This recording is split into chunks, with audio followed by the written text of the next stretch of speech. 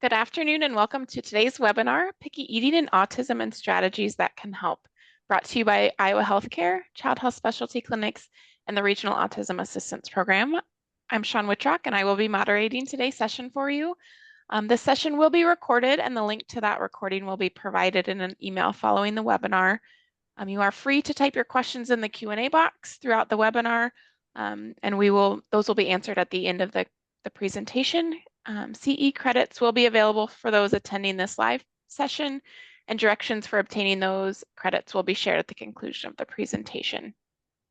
I am pleased to introduce and welcome today's presenters, Kristin Hanson and Kelsie Leshen. Kristin is the CEO, founder, and clinical director of Access Therapy Centers, a multidisciplinary clinic that provides services to families living with autism and special needs. She is a licensed and board-certified behavior analyst and received her Bachelor of Arts degree in psychology from Grandview University and her Master of Arts degree in child and adolescent psychology, followed by a postgraduate certificate in applied behavioral analysis from the Chicago School of Professional Psychology. Most of Kristin's clinical experience has been focused on the early detection and intervention of autism spectrum disorder and specializing in early intervention. She is on the board of directors for the Autism Society of Iowa and a member of the Autism Expert Panel for the Iowa Regional Autism Assistance Program.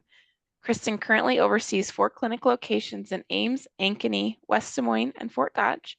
In her free time, she enjoys spending time with her husband and 3 children, reading, listening to podcasts, golfing, going to sporting events, attending concerts, and coaching her children's sports teams. Kelsie is a registered and licensed occupational therapist whose clinical experience has centered around the pediatric population with an emphasis on children with autism spectrum disorder. Kelsie attended Grandview University, where she obtained her Bachelor of Arts degree in psychology. She then attended Allen University, where she obtained her Master's of Science in Occupational Therapy. Kelsie is a trained professional of the SOS approach to feeding and has also completed continuing education on mRNA dynamic and postural reflex integration. In her free time, Kelsie enjoys spending time with her husband and family, camping, fishing, watching movies, listening to podcasts, and traveling. So without further delay, I will turn the presentation over to Kristin and Kelsie. Thank you, Sean. Yes, thank you. And thank you everyone for being here and spending your lunch hour with us. So our learning objectives today we got 3 main topics. And so we all know that kids can be picky eaters. And I'm sure as most of you that are here attending this webinar know that kids on the spectrum can be extremely picky eaters. So we wanted to talk about the difference between a child just being a picky eater and a child that could actually benefit from feeding therapy. And then additionally, we're going to go over some tips and strategies that you guys can use at home to overcome some mealtime challenges. And we did want to note that these tips that we're going to be talking about today, especially these behavioral strategy ones, they are not a one-size-fits-all. And it is very important to consult with your child's therapist and other providers so that plans can be individualized and personalized. Okay, so to start us off, I want to talk about what classifies a child as a picky eater. And that is a kiddo that eats at least 30 foods, but is still having a decreased variety of foods. They eat at least 1 food from most food groups. So that's going to include our fruits and vegetables in one category, grains and proteins. And proteins include our milk, nuts, cheeses, all of those sorts of things. And then they can tolerate new foods on the plate, and they can eat burnout foods again after a break. Burnout foods, we all have them. I know I do. I go on kicks of eating the same food over and over and over again, and then I'm like, whoa, I need to take a break from that. The problem becomes when you can't come back to those foods after you take a break from them. And then being able to have a meal at the same time and at the same table as others. So that kind of classifies our picky eaters. And then we'll transition over into what are called problem feeders. These are our kiddos that eat less than 20 foods. And I would like to see at least 10 foods in each of those food categories. So when they're only eating 20 foods, they're obviously not getting all of those foods in all the categories that are needed for nutritional value. And then foods lost from burnout are not accepted again. So that becomes a problem when we already have a limited amount of foods that we eat. And then when we have that burnout and we can't come back to them, then our foods dwindle down. They will refuse to eat entire categories of foods. And this can also include textures, colors, you name it, all sorts of things, just completely refusing to eat those foods. And then they're presented with problem behaviors when new foods are presented. So this could be eloping from the table, throwing the food, any problem behavior that you see at the table when these new foods are presented. And then typically because of all of this and not being able to have those new foods around and presented, they typically have to eat at a different time than the family or a different place and have a completely different meal. So what is feeding therapy? Like they said, I am trained in the SOS approach to feeding, which is a systematic desensitization to slowly introduce novel foods to encourage exploration, interaction, and eating. When doing the SOS approach to feeding, we use a hierarchy for progression of interaction with new foods. So this starts with just being able to tolerate the food in the room. A lot of times that's where we have to start with our problem feeders because they can't tolerate the new foods on their plate. So we're just starting with it in the room. And we work our way up through touching it, chewing it, and eventually swallowing it.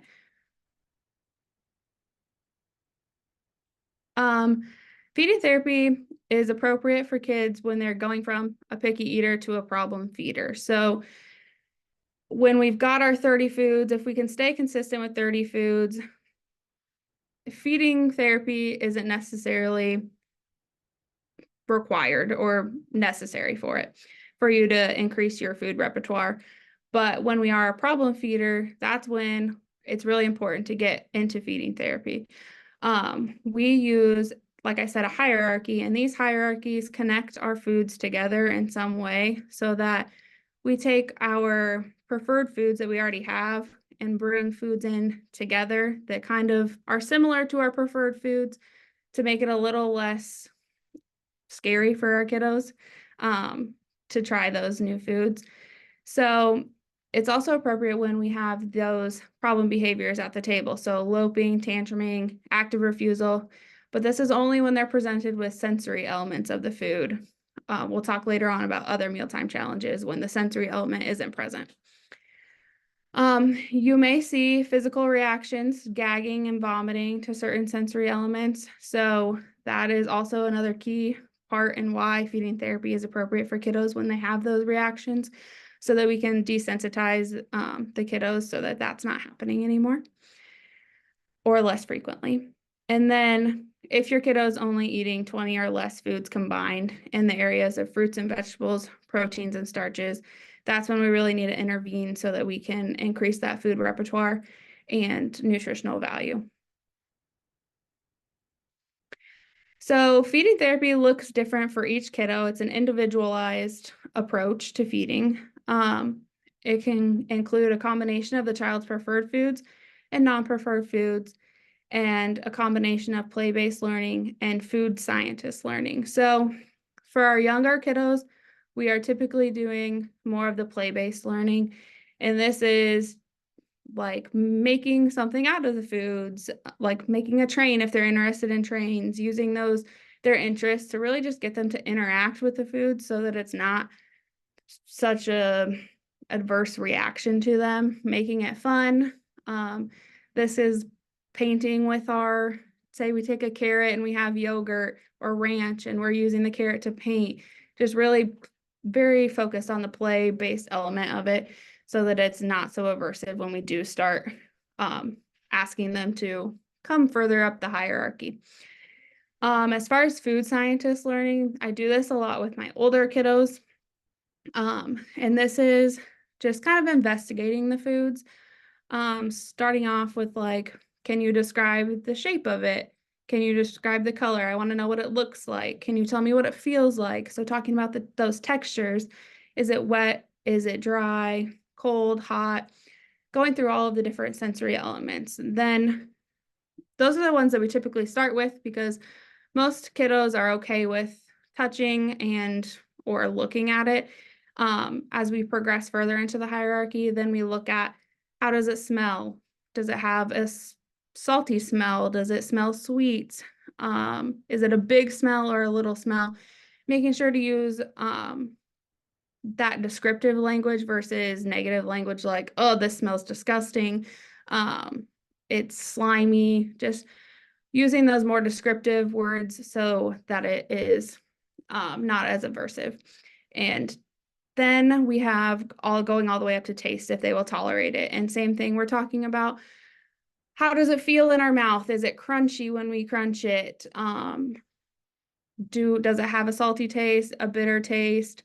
And we have some handouts as well that we use along with this scientist learning so that they can look at the pictures and be able to describe those foods for you and with you. And then once we get through all of those elements, then we're typically chewing and swallowing the foods. So then we just keep the repetition of that. Each feeding session is usually about a half hour long, sometimes 45 minutes, depending on the needs of the child. Some kids need more of that sensory input to help them regulate themselves so that we can sit down and interact with the foods. Other kiddos don't need as much sensory regulation, so it's a half-hour session. But we take those hierarchies, and they are individualized hierarchies, and we use those hierarchies for about 4 weeks. So typically feedings 1 to 2 times a week. So I will keep the hierarchy for 4 weeks, and then I will slowly change out foods. So the first time I start changing out foods, I'm changing out 25% of the foods. And this is not only just changing the foods, but moving them in the order that they're presented. Also includes a change. So then after the next 4 weeks, I'm going to 50%.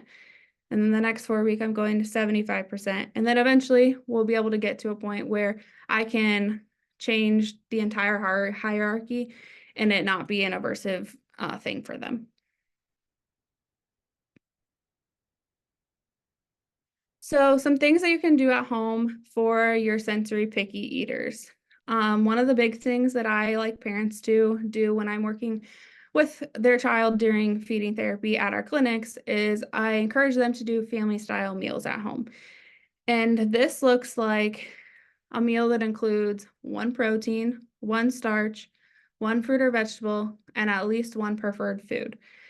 And this is served family style, so you're all sitting down. Each person at the table gets each of one of these foods. And this is so that you can explore and learn with no pressure to eat the food. I also like the idea of a learning plate to have, and that's just a plate in the middle so that if we're not at the point where we can tolerate those foods on our own plate, we can put it on a separate plate so that we can learn about it with no pressure to eat it. A lot of our families really like the family style meals because then you're only fixing 1 meal for the entire family. And a lot of our kiddos are more apt to interact and try foods when they see the people that they are comfortable and familiar and safe with also interacting with those foods. So family style meals are a really great way to just introduce those new foods without pressuring the kiddo. We see a lot of success with that. And this is something that doesn't need to be done at every single meal. This can be a 1 meal a day. It becomes a lot when you do a family style meal for every single meal. It becomes overwhelming for the kiddo. So if you just start out with 1 meal a day or even 1 every other day, just to get everybody involved. So like I said, there's no pressure for those kiddos to eat the foods that they don't like and they're aversive to, but also still being able to explore them in a safe environment. So now becomes the tricky part when you have to distinguish between mealtime challenges, and a problem feeder. So as we previously stated, children that are classified as problem feeders often engage in the behaviors when presented with a certain sensory element. But there are other mealtime challenges that can be present with the same behaviors but don't have the sensory element present. And this could include behaviors for attention, for escape. And so Kristin will talk a little bit more about how you can address those problems without the sensory element. Thank you, Kelsie. So yes, we are going to shift gears now, and I'm going to be talking about some of the behavioral challenges that families may experience with children that are picky eaters or just have certain interfering or challenges around mealtime. So some of the common interfering or challenging behaviors that we commonly see surrounding mealtimes are the child refusing to sit at the table, the child having difficulty staying at the table, swiping or throwing bowls, plates, silverware, cups, even food, standing on their chair, standing or sitting on the table, and wandering away from the meal eating area. So the first tip we want to talk about is the first then schedule. And if you're going to use something like this, it's just a visual. Typically it's laminated, so it can wipe clean, it doesn't rip, doesn't get torn.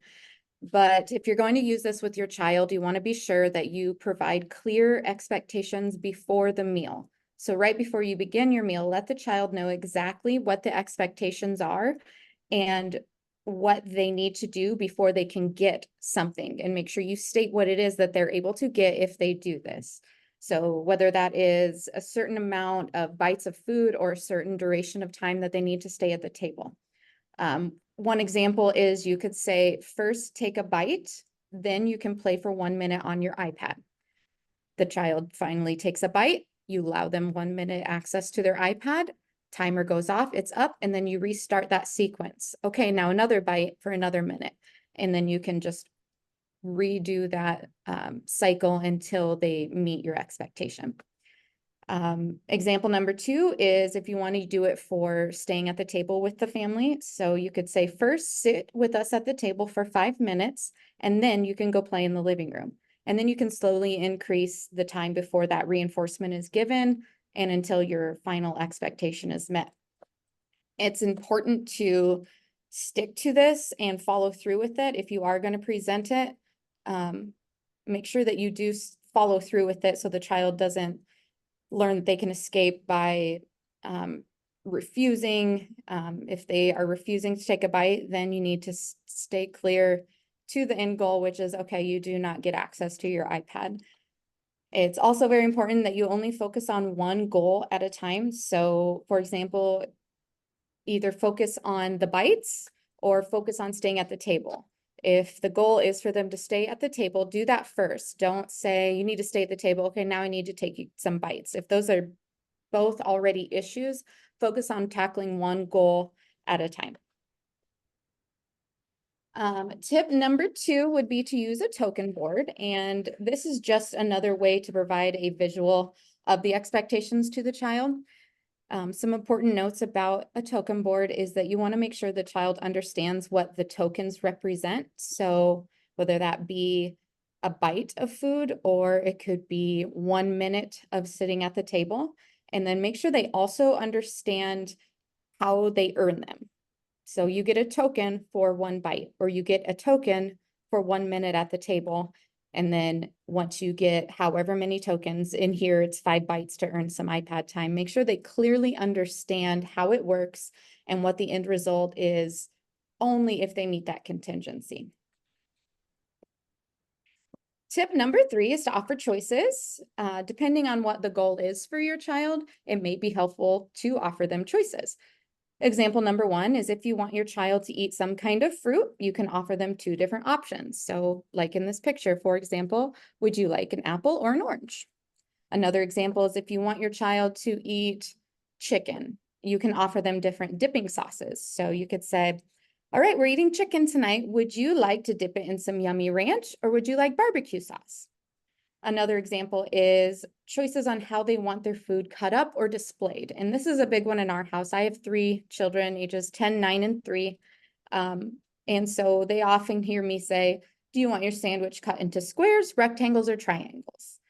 So another rule in our house, my children are picky eaters, but we have a rule in our house that at every meal, they must eat at least 1 fruit and vegetable with every meal.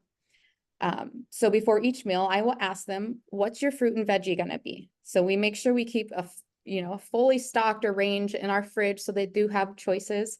And once they pick, it's typically the same 2 to 3 ones every single time for each kid, but it gives them a feeling of control in the situation that's not necessarily their favorite. So while the end result is you need to eat a fruit and a veggie, they have control in choosing which ones they get to eat. And then once offering choices begins to be successful, you can eventually start to make your preferred outcome more enticing. Tip number 4 is to involve them. You can involve them in meal planning and cooking. So let your child go to the grocery store with you and pick out fruits and veggies that you're going to make either for that night or for the week. And you can involve them in meal planning for the week if you want to write out what you're going to have each day and have them have an input. Okay, what's our fruit going to be tonight? What's our veggie going to be tonight? What's our protein going to be? There are a lot of kid-friendly cookbooks out there that you could sit down and read with your child, find what they're interested in, say, let's have you pick a recipe and let's make it together, and help them be involved in the creation of the food and talk about the food or talk about the ingredients that are going in there and how those ingredients help their body. So for example, this makes you super strong, or this is going to help you run very fast. And then there's some cooking tasks that are perfect for kids. So sifting, stirring, counting ingredients, painting cooking oil with a pastry brush. So show them that cooking and eating healthy foods can be fun.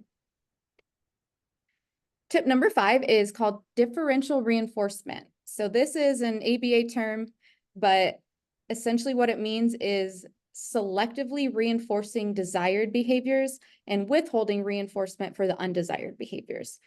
So you're going to give small rewards for some compliance, but you're going to give larger rewards for meeting or exceeding the expected behavior. And so I have a real life example for this one. I worked with a kiddo a few years ago that parents didn't think he would eat any vegetables, any food that we presented to him that was not essentially mac and cheese, chicken nuggets, and then just any kind of crackers or chips. It was pretty much what he ate all the time. Parents were really big on wanting him to have fruits and vegetables into his diet. And so we picked a small goal. We did find out that he would eat green beans. While they weren't his all-time favorite food, he would eat them. So I used a differential reinforcement program with him. And essentially what it looked like is we started out with a very small bite of green bean, and every day he was with me for therapy. And at lunchtime, he knew that if he ate one small little bite of green bean, I would give him 1 M&M for every small bite. And so we did this for 2 meals. He was successful with that. So we moved up and we moved to 2 whole grain beans. He had to eat 2 of those to earn 1 M&M. And we did that for 2 meals. Then we moved up to 4 whole green beans, got him 1 M&M. We had to do this one for 3 meals because as the effort's going up for the rewards not increasing, so he's kind of catching on. So then we did that one for 3 meals. Then we moved to the new rule was he had to eat 8 whole green beans to earn 2 M&Ms. That took us 3 meals. Then eventually we got to if he ate all the green beans on his plate, I would give him a small cup of had like 10 M&Ms. So that's differential reinforcement, is slowly progressing up to our end result. And tip number 6 is make food fun. So as you can see in these pictures, and Kelsie talked about this too, she used the example of the train. If the child likes trains, rearrange the food to make it look like a train. So as we know, kids like to have fun, and meals aren't always fun, so let's make meals fun.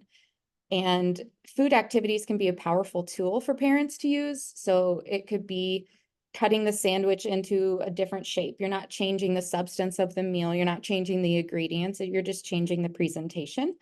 But just that little spark could make the child more willing to engage with a new food. And kids are especially open to trying new foods when they're arranged in an eye-catching creative ways. So, for example, the cucumber caterpillar, like I don't think my kids would ever eat a cucumber if it was presented to them on their dinner plate. But if I presented it to them like this, they could say, wow, this is cool. And they would play with it. And then we could slowly work up to, well, take a bite. I like cucumbers dipped in ranch. Why don't you try it? And then I don't know. It's amazing what a little play with your food can do. Finger foods are usually a hit. Cutting solid foods into bite-sized pieces where they can easily eat it themselves. It allows them to try smaller pieces and not be so overwhelmed with, I want you to try this steak. Well, I'm actually going to chop it up and I'm just going to present you with like 4 tiny little cubes. Here's some ketchup. Here's some steak sauce. Let's see how you prefer it. But, let's have you try a little bit. And then you can even have your child cut the food into a new shape, kind of depending on their age and skill level. Let them help you wash and prepare the food. And it doesn't have to be a task that makes a huge mess. So don't be afraid to set those boundaries with your child if they start to throw food. If that happens, stop the play, go over the rules and expectations of appropriate play with your food. Tip number 7 is have open and closed hours for your kitchen. So I have been guilty of this in the past, but it's easy to let your child graze on food all day, but letting them eat freely like that can backfire on a child who's already considered picky because they're less likely to feel hunger and therefore less willing to try those new foods at a scheduled mealtime. So instead of letting them decide to eat whenever they want, have your kitchen open at certain times and then close your kitchen when snack time or mealtime is over, and let the child know that they have an eating schedule or they have eating windows. And it could be difficult to transition to this. So your windows may be bigger at first, and then you start to shorten them a little bit. I'm sure it's very, very difficult in the summer when kids aren't in school. They probably have access to the pantry all day. So maybe start doing some environmental manipulations where the snacks are higher up on the shelf, or even go as far as getting cabinet locks. It's just, it's going to be whatever fits best for your family and your guys' lifestyle, but letting your child snack all day long and whenever they want so close to meal times is really going to backfire, and it's not going to set you and your child up for success for eating a healthy meal or eating healthy foods at mealtime because they won't feel hunger. So try and set your 3 meals a day and a couple snacks depending on the child and the family's circumstances or, the age of the child. But serving kids meals and snacks on a routine every 2 to 4 hours can go a long way to improve that picky eating. And then the last tip I have for you guys is to model the behavior that you want to see. So when your child watches you, they learn what to eat, what you eat. And again, to touch base on what something Kelsie said earlier, is that when they see you eating that food and they are right next to you, they really are absorbing that. You might not feel like it, but they're seeing you eat all of these different foods. They already look up to you. They already want to be like you. And so model that behavior. Model all the strategies that we discussed in front of your child, and let your child see you eat a variety of different foods. If there's a food that you don't enjoy, put it on your plate, try it in front of your child, and you can say something like, I'm learning to like this food. I'll maybe try and more another day. Let them know that you're not going to like every food, but you're going to try it, and maybe you'll try it again later. And you can model how to talk about the foods on your own plate. And like Kelsie again talked about, try not to use that negative language, use neutral language. You can discuss dessert, even play with your own food to help them engage with theirs. Saying like, well, this has a very strong smell, or this is a big smell. Like broccoli has a very strong smell, but a very yummy taste, and it makes your body so strong. So using neutral and positive language about foods, and then eat with your child whenever it works for your family. Again, those family style meals are huge tools. Maybe you have dinners together, maybe you eat lunches together on the weekends, but whatever works for your family, like Kelsie said, is going to be great to sit down together, model that behavior, talk about the food, and support the child in trying new foods. Mm-hmm. So that is the end of our presentation. I know that there were some questions submitted to Sean beforehand that we can go over, or if there's anybody on here that has additional questions following everything we went over, we're happy to go through those. And then we'll leave this slide up so that you guys, if you do have additional questions, whether about feeding therapy or the behavioral strategies, you can email one or both of us. Absolutely. So as mentioned before, you can go ahead and type your questions in the Q&A box in your toolbar. And as you mentioned, we did have a few questions submitted.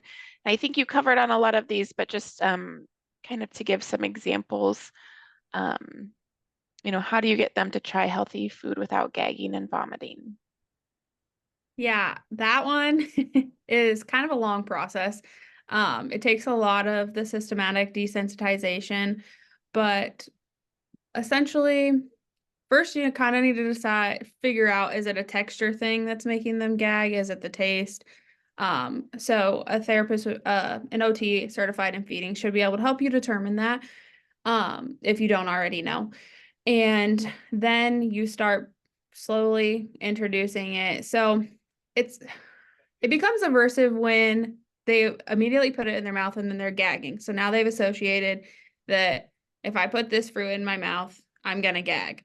And we all know that's not a fun feeling. So we're gonna work our way backwards and start with just playing with the food. And we're eventually gonna bring it up and we're gonna just touch it to the tip of our tongue. If it's not the taste that's making them gag, if it's the texture. And then you're gonna start by doing little small bites or adding something like for them to dip it in. I do a lot of like strawberries, tends to be a big one that people gag on. So I do a really small bite of strawberry dipped in like a little bit of yogurt, kind of masking it a little bit, and making it not so aversive to them. I would say it's just a very slow process and taking off little bites as you go. All right, we have some good questions coming in. Do you have tips on food chaining and making a good food chain plan? Is that in regards to like the hierarchy and connecting the foods? Not sure if that's what they're referring to. Move on to the next if they put their follow up with that in the Q&A. Are there any strategies for adults who are are the strategies for adults who are problem eaters different? I would say that it becomes more difficult as we're older because they're learned behaviors now. And so those are a little bit harder to break, so to speak. But it's essentially the same thing. Systematically desensitizing is essentially the same thing. It just may look a little bit different for adults. Obviously, there's not going to be the play based part of it. Do parents have to go through their physician to make a referral for feeding therapy, and does insurance typically cover this? I know for our clinic, we do not require referrals from physicians, and insurance does cover it.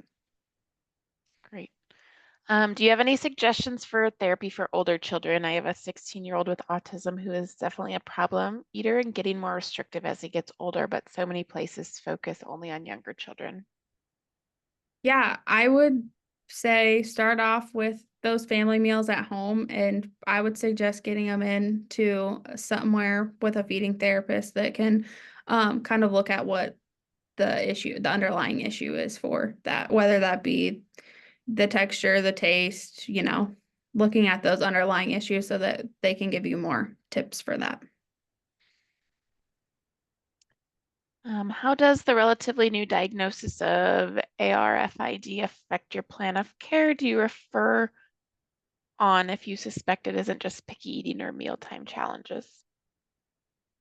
Yeah, I have not seen that a lot. I have been reading about it in the research. But I think that, yeah, if I suspect it, I would refer on it to someone that has more experience with that. Do you find feeding therapy to be more challenging for kids with more limited communication skills? If so, what are some strategies that can help with that? I would say not really. I have a lot of like nonverbal kiddos that I work with, and then it's more of just like imitation of play, and working our way up and having them imitate what I'm doing with the foods versus like describing the foods. But and then also using like PECs or an AAC device to describe the foods versus verbal communication. We do that a lot as well. How do you handle sensitivity to smell? Yeah, that can be tough for sure. I would say it depends on kind of what the smell is and what your end goal is, I would say. But starting off with the small amounts, you can do things like smelling preferred smells before you introduce the non-preferred smell, and just kind of desensitizing to that non-preferred smell. We have access to OTs. It's hard to know who to start with, a nutritionist, OT, or feeding therapy. Yes, it is very hard to distinguish who to start with. I would say do your research to see if so OTs and SLPs can be trained in SOS approach to feeding for feeding therapy. So doing your research and seeing if they are trained in that. If they're not, you can go to your nutritionist to start or go to the OT and see if they can refer you to someone who is specialized in SOS approach to feeding. So a follow-up question to the insurance question posed earlier. So their kiddos aren't officially diagnosed. Well, do you know if insurance will still cover? Yeah, I've had a couple of kiddos that are not officially diagnosed, and we use a special diagnosis code it's a code that's like pediatric feeding disorder acute. So it's not necessarily that they're diagnosed with it, and I can use that code, and usually insurance will cover it. So, and then a follow-up on the food chaining question. Food chaining is like they eat chicken nuggets with ketchup, and then maybe you work your way through their preferences to where they will eat baked chicken from that point, from the point that they're at, maybe get them to eat different brands of chicken nuggets and chicken strips and chicken breasts with ketchup. Yeah. I would say I don't typically do like actual food chaining. It's more of our hierarchy. And so if we have a kiddo that, for instance, only eats McDonald's chicken nuggets, then I will have that preferred food, but also have a like another brand of chicken nugget that looks similar, and have that in the hierarchy as well. And when I present the foods, I'm not saying like, here's the chicken nugget from McDonald's. Like, I just hand it to them and we're investigating it. So 9 times out of 10, they don't know it's not the chicken nugget from McDonald's. So working your way through that, just adding those different variations into the hierarchy. And a couple we got prior to the presentation, what are ways to introduce new textures of food, especially fiber? I think you kind of touched on that a little bit, but. Yeah, I mean, just having those new textures, especially family style meals, will be super helpful, and having your kiddo see you interact with those and try them, they'll be more apt to engage with those foods as you work through that. if it is a texture thing, depending on the texture, you can kind of modify those preferred foods that have like the fiber in it to kind of work your way to the texture that you're working towards. Are kids with autism more likely to be sensitive to different textured food? Yeah, from what I've seen, yes. I mean, majority of my kiddos that I treat do have an autism diagnosis, and they typically are, I wouldn't say they're all texture based, but they definitely are have multiple sensory sensitivities when it comes to food. How do I find feeding therapy for adults? Feeding therapy for adults. Yeah.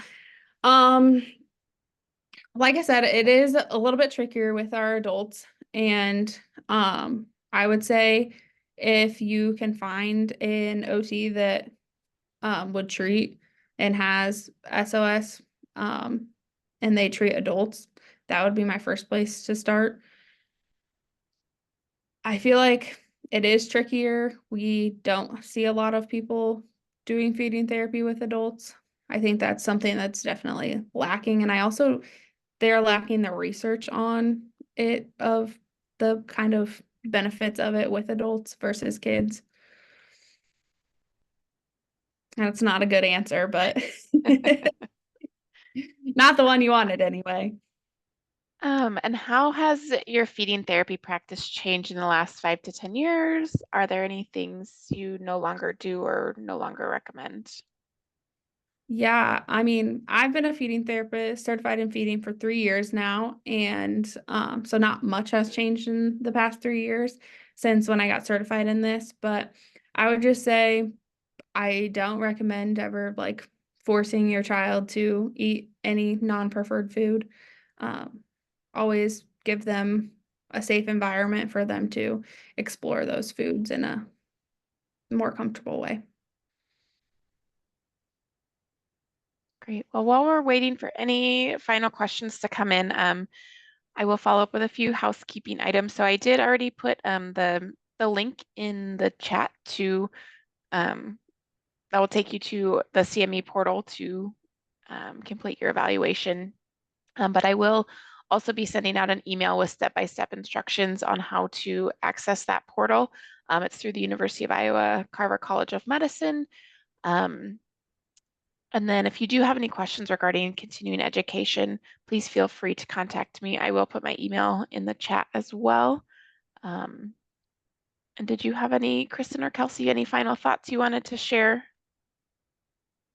I don't have anything. Do you, Kristin? Yeah, I mean, if you guys have any further questions now or down the road, feel free to shoot us a message. We do have one more question. My daughter eats very few foods, but a few from each food group.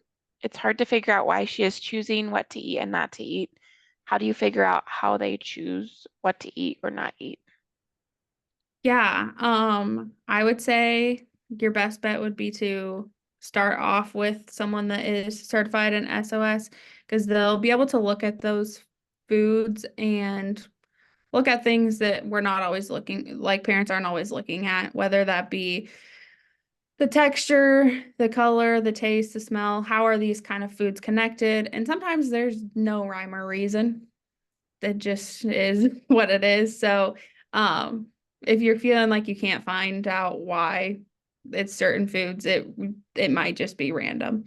So, and it could be that they had like an adverse reaction to one of the non-preferred foods, like they choked on it or it made them gag. So then anything that is like that food, they're automatically aversive to. So it could be something like that. But your best bet would be to start off with going to a therapist that is feeding certified to see if they can help you figure it out. I did just get a text message from a friend and a colleague, and she's on the webinar, but she said that she has seen feeding therapy for adults being worked on in mental health therapy. So maybe finding a mental health therapist for adults that specialize in food sensitivities could be an option. It's a great option. Zoom, if I ever do Zoom appointments. Yes, I typically like to see my kiddos in clinic for the start of it. But if you're just wanting like a consult to know if this would be appropriate, like you want me to observe a meal and just see what it looks like, we're always happy to do that as well. And that can be billed to insurance also. But I would say when we're doing feeding therapy in the clinic, I like to have the families involved. So I do often, once we get to the point where they are eating foods, and sometimes there's not that carryover at home, like they'll do it for us at the clinic, but they won't do it at home. Then I do Zoom sessions with dinner and kind of talk through those family meals and look and see if I can find any tips and tricks to make the carryover better for at home. How often do you see a child for feeding therapy? Yeah, it really just depends on the client and their needs, but I would say 1 to 2 times a week.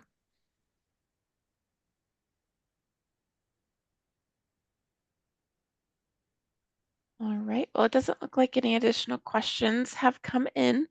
So this will conclude our presentation for the afternoon. And I just want to sincerely thank you, Kristin and Kelsie, for presenting. This was a lot of great information. And thank you for all who attended. So have a wonderful afternoon. Thank you Yeah, for thanks everyone. Bye.